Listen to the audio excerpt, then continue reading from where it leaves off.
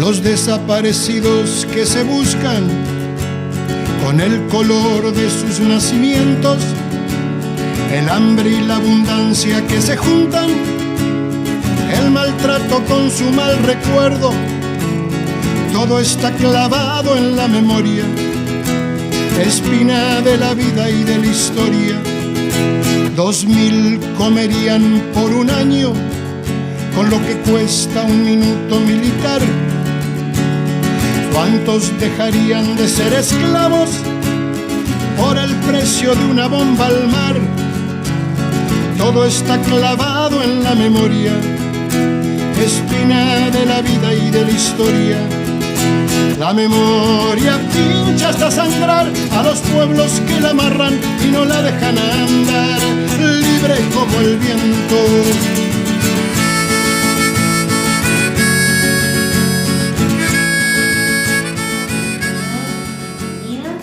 Esta es una clase asincrónica de ciencias sociales.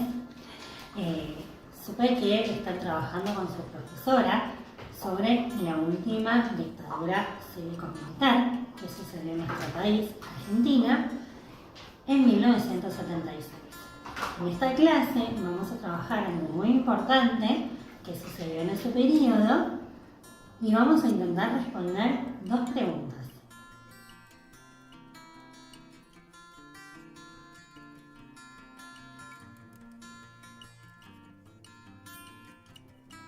En ciencias sociales tenemos diferentes maneras de aprender un tema y un contenido. También tenemos diferentes modos de conocer. Uno de ellos son los testimonios orales. Por eso, para esta clase, se me ocurrió entrevistar a una persona allegada, un familiar, muy importante, cercano a una de las personas desaparecidas durante la dictadura. Realizo una entrevista que ustedes van a escuchar y vamos a trabajar sobre ella y algunos conceptos importantes de los que habla esta persona. Bueno, mi nombre es Pilar Rey, tengo 36 años, soy docente de nivel inicial y de artes visuales y también actualmente doy clases en los profesorados de Capital Federal.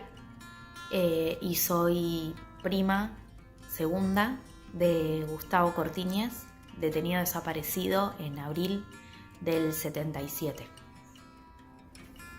Bueno, como yo te contaba, yo nací en democracia, entonces en el momento que él desaparece yo no estaba, por lo tanto muchas de las preguntas que vos me haces las puedo responder por los relatos de mi familia, particularmente de mi tía, ¿no? Él desaparece el 15 de abril de 1977 y se lo llevan de la estación de tren de Castelar, donde él se tomaba el tren del Sarmiento para ir al trabajo. Él era trabajador del Ministerio de Economía y era militante en la Villa 31 con el padre Mújica y parte de Montoneros. En el sentido de por qué se lo llevaron, porque se llevaban a cualquier persona que se involucre socialmente en la transformación social y particularmente si además eras militante, ¿no? Pero también se llevaron a un montón de gente que participaba de luchas, que estaba comprometida socialmente. A todos los que teníamos pensamiento crítico, los que tenían, digamos, yo digo, teníamos porque pienso hoy, a veces es difícil la pregunta, el por qué se lo llevaron, porque pareciera durante mucho tiempo se inculcó como algo habrán hecho, ¿no? Y en realidad era llevarse a cualquier persona que fuese crítica de su realidad, ¿no? Se llevaron a cuantos pibis que participaban de centros de estudiantes o mucha gente que no, porque era conocida y también se la llevaban. Y a partir de ese momento mi tía se transforma en madre de Plaza de Mayo. Ella es parte de Línea Fundadora junto con otras madres. y desde ese momento lo está buscando y nunca supimos más nada de él, aunque ella presenta siempre habeas corpus, pero no supimos más nada de él. La única información que tenemos es esa, que se lo llevaron en la estación de tren. Por eso estamos pidiendo desde ese momento que se abran los archivos de la dictadura, que todavía están guardados, escondidos, muchos ya a esta altura quemados, pero que todavía hay información que se sigue ocultando al pueblo sobre los detenidos desaparecidos y las detenidas desaparecidas. Montoneros fue una organización guerrillera peronista de Argentina, surgida en la década de 1970, durante la dictadura autodenominada Revolución Argentina. Se fundó el 28 de mayo de 1970. El objetivo de esta organización era el regreso de Perón, las elecciones libres y la revolución socialista. Carlos Francisco Sergio Mujica fue un sacerdote argentino, fundador del movimiento de sacerdotes para el Tercer Mundo y del movimiento de curas villeros. Fue partícipe de las luchas populares de la Argentina en la década de 1960 y 1970. Su apostolado se caracterizó por tener una preferencia por los pobres.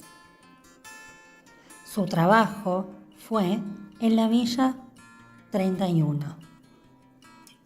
El sacerdote fue asesinado el 11 de mayo de 1974 por la AAA, Alianza Anticomunista Argentina.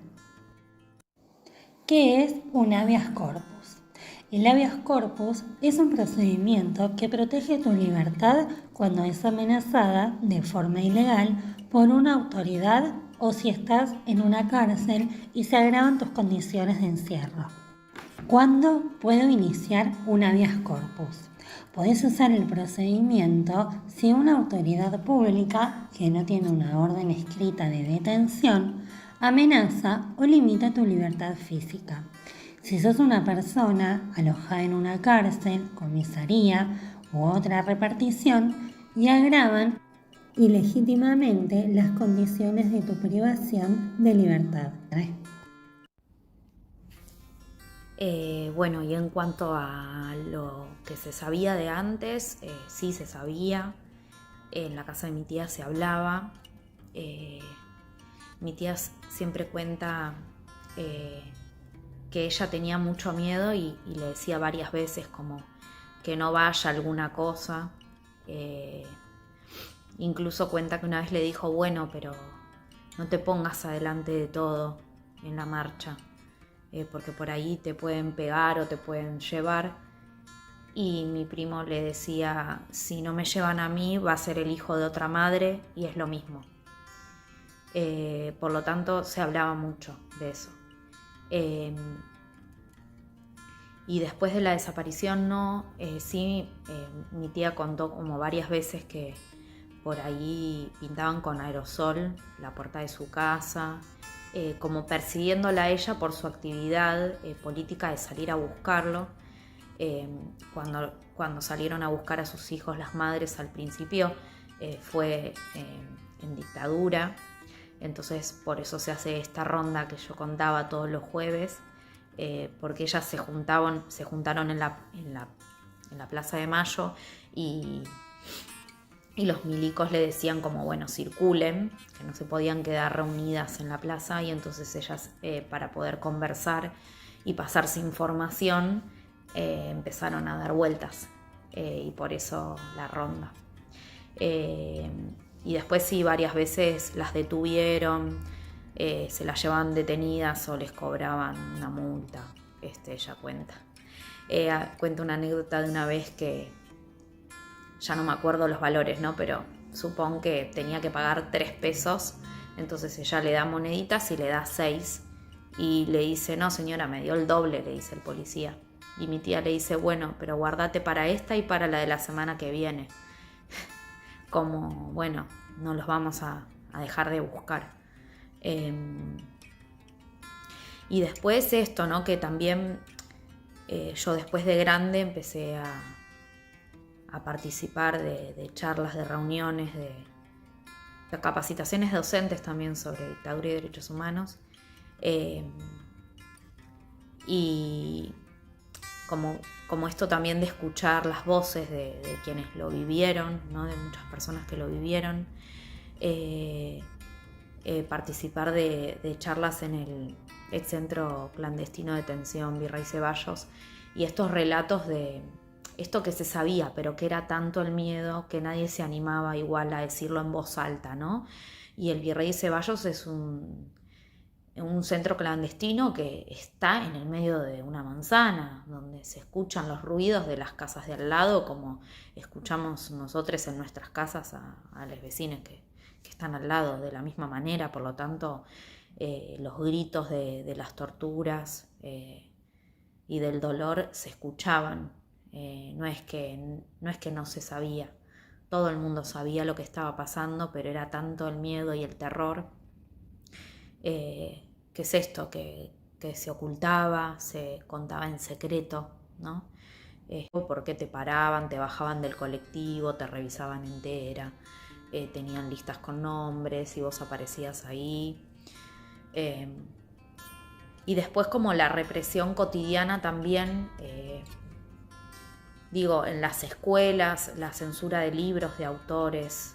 En las escuelas había un manual de identificación de subversivos, así lo llamaban, y entonces había que estar todo el tiempo poniendo al otro bajo sospecha, y entonces invitaba ese manual a poder identificar subversivos y delatarlos, ¿no? Como culturalmente y socialmente fue una época muy terrible, en la que toda la población sufrió, independientemente de si tenés o no un familiar detenido, desaparecido, como es mi caso. Y después, bueno, esto es importante que Norita dice siempre también, que es que la desaparición forzada de una persona es un delito de lesa humanidad que no prescribe nunca, ¿no? Porque la persona nos sigue faltando todos los días, porque no sabemos dónde está, lo terrible de no tener tampoco un cuerpo que velar, ¿no? Porque no sabes nada del otro. Entonces, esto, ¿no? Como la importancia de seguirnos involucrando con eso que pasó, pero que no es pasado, que es presente. Que es presente porque es esto, porque son delitos que todos los días nos siguen doliendo, pero también que es presente para que no vuelva a pasar nunca más. Y es esto, como que es una historia que no es personal, sino que es colectiva. Eso. ¿Qué es un crimen de lesa humanidad? Se consideran crimen de lesa humanidad o crimen contra la humanidad a cualquiera de las atrocidades y delitos de carácter inhumano que forman parte de un ataque generalizado o sistemático contra una población civil, cometido para aplicar las políticas de un Estado o de una organización.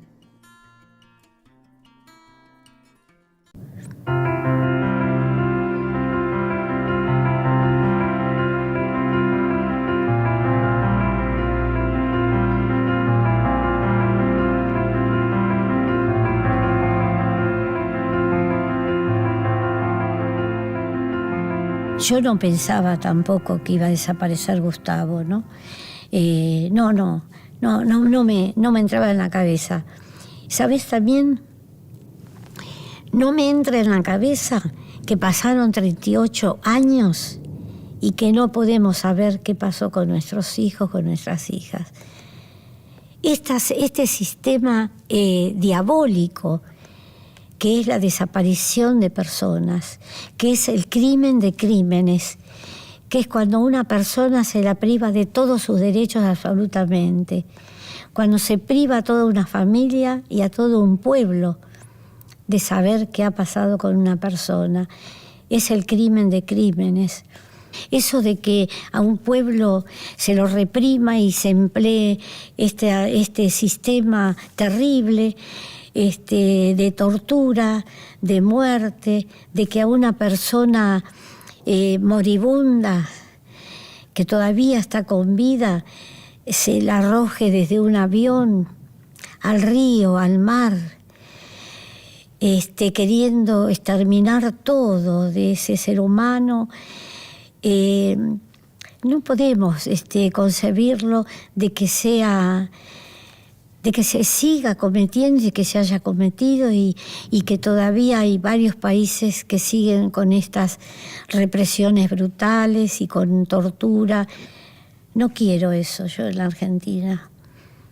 Yo estoy hablando como madre y con casi 40 años de luchar para que se respeten todos los derechos humanos. Quiero que haya justicia social, para que los sueños de Gustavo, de mi familia toda, porque mi familia es partícipe de mi lucha y de este dolor, y que en todas las casas de mi país, en todas las viviendas, en todos los hogares, hubiera un estado de bienestar y de felicidad.